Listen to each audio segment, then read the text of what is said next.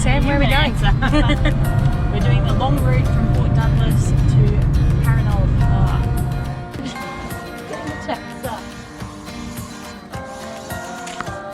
Well, what a beautiful spot to be attacked in. Tropical rainforest means a lot of bugs. Sandflies, in fact.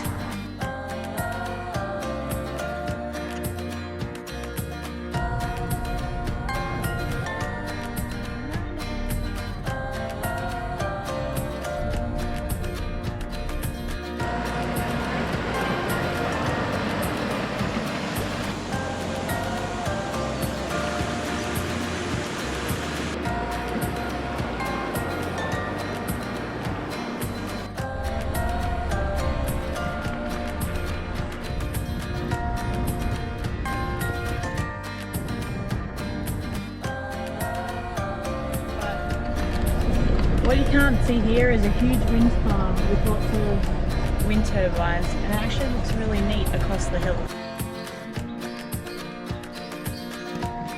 Right, so this sign's explaining what happened here. So the seed was deposited into the tree and the roots grew and grew.